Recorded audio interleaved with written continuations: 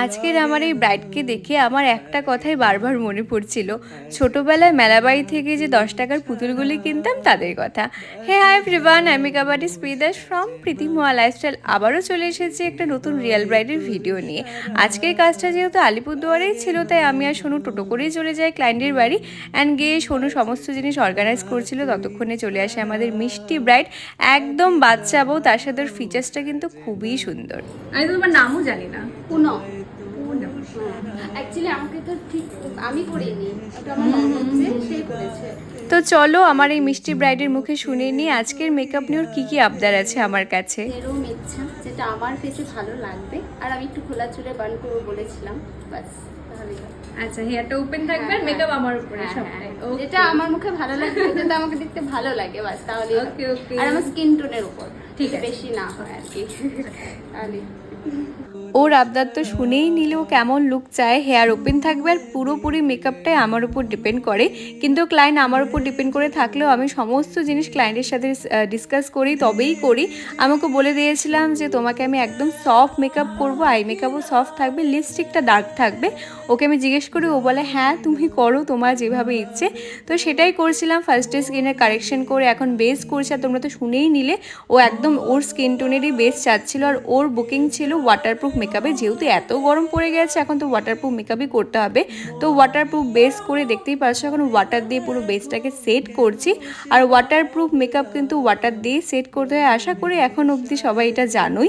And দেখতেই পাচ্ছ একদম সামনে থেকে দেখাচ্ছি ওয়াটারপ্রুফ মেকআপ কতটা ভালো হয়। ওয়াটার দেওয়ার পরে কোনো মেকআপের কিছু হয়নি, তো পুরো বেসটাকে ওয়াটার দিয়ে সেট করে তারপরে এখন আমি কন্ট্যুরিং করছি। ও বলেছিল কন্ট্যুরিং একদমই কম করতে, ওর ফেস যেহেতু একটু ও ছোটো মোটোই আছে, তো সেভাবে কন্ট্যুরিং করি যতটা দরকার। তারপরে এখানে আমি ব্লাশন ইউজ করছি, ব্লাশনটা আমি একটু বেশি দিয়েছি, আমার ভীষণ ভালো লাগে এরকম সফট মেকআপে ব্লাশনটা একটু হাই ভলিউমে থাকলে। তারপরে হাইলাইটার দিচ্ছি। ওয়াটারপ্রুফ বেস তো সবসময় তোমরা জানো একদমই পাতলা লেয়ারের থাকে, স্কিনের সাথে মিশে যায়, তো সামনে থেকে কিন্তু অপূর্ব লাগছিল ওর বেসটা দেখতে। বেস কমপ্লিট, এখন আসি আই মেকআপে। সফট আই মেকআপ করবো আগেই বললাম, বাট সফট আই মেকআপও কিন্তু অনেক ধরনের হয়। যেরকম আমরা অনেক সময় মোটা কাজল পরিয়ে আইলিডটা একদমই হালকা রাখি, আবার অনেক সময় এরকমও হয় যে আমরা উইদাউট কাজল করে উইঙ্ক লাইনার দিয়ে আই মেকআপ করি সফটের মধ্যে, আর আজকে আমি সেটাই করব। আইলিডে দেখতেই পারছো কোনো রকম গ্লিটার এক্সট্রা কালার অ্যাড করিনি, ইনার আউটারে একটু ম্যাট কালার অ্যাড করে মিডিলে শিমার কালার অ্যাড করেছি, তার সাথে উইঙ্ক লাইনার দিয়েছি। আর ব্ল্যাক কাজল পরাইনি, হোয়াইট কাজল পরিয়েছি। এখন মাস্কারা পরাচ্ছি, আর এখানে দেখে বোঝা যাচ্ছে ওর ফিচার্সটা একদমই পুতুলের মতো। চোখগুলো দেখো কি সুন্দর লাগছে। লিপস্টিকটা পরাচ্ছে এখন, আর লিপস্টিক ডার্ক পরাবো। আগেই বলেছিলাম ওর শাড়ির কালার ছিল ম্যাজেন্টা পিঙ্কের মধ্যে, তো সেভাবেই কালারটা চুজ করে আমি লিপস্টিকটা পরাই। এখন আসে হেয়ার স্টাইলে। প্রত্যেকটা রিসেপশন ব্রাইডের মতনই ওর হেয়ারের অবস্থা খুবই খারাপ ছিল। বিয়ের প্রত্যেকটা ফাংশনের জন্য ব্যাককমিং হয়, হেয়ার স্প্রে পরে হেয়ারে, আর তারপরে বাড়ির নিয়মে হেয়ারে শ্যাম্পু করা যায় না, আর সেটা আমি পুরোপুরি বুঝি, আমি কিছু বলি না কোনো রিসেপশন ব্রাইডকে। আজকেও যেহেতু ওপেন হেয়ার ছিল খুব একটা প্রবলেম হয়নি, খুব একটা ডিজাইন ছিল না।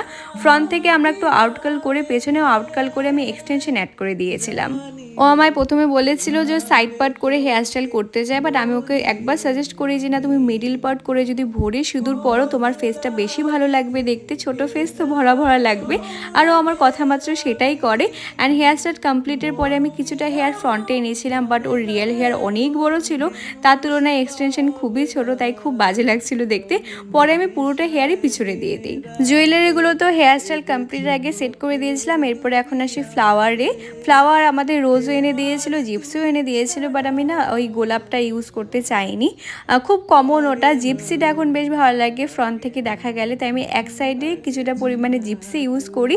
আর এরপরে টিপ পরিয়ে দিচ্ছি। কোনো রকম এক্সট্রা আমি ওর ফেসে কিচ্ছু করিনি, ওর যে বাচ্চা বাচ্চা ফিচার্সটা এটা যেন নষ্ট না হয়ে যায়।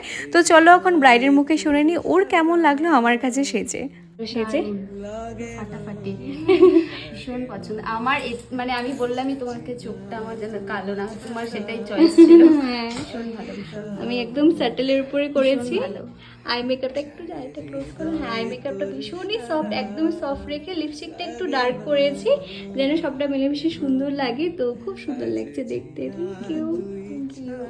শুনেই নিলে আমার ব্রাইড কতটা স্যাটিসফাইড। এখন তোমরাও কিন্তু আমায় অবশ্যই জানিও তোমাদের কেমন লাগলো এই লুকটি। 2024 টু 2025 ব্রাইডাল বুকিং কিন্তু চলছে। স্ক্রিনে দেওয়া নাম্বারে যোগাযোগ করে তোমরা তোমাদের সিট বুক করে নিতে পারো। অ্যান্ড আমাদের next basic to advance bridal master class শুরু হতে চলেছে জুন মাসের 10 তারিখ থেকে। সেটার বুকিংও স্টার্ট হয়ে গেছে, তোমরা চাইলে তোমাদের সিট বুক করে নিতে পারো। তো এই ছিল আজকে ছোট্ট একটা ব্লগ। আশা করি ভিডিও তোমাদের সবার অনেক অনেক ভালো লেগেছে। দেখা হবে অন্য কোনো সুন্দর একটা ভিডিওতে। ততক্ষণের জন্য সবাইকে টাটা।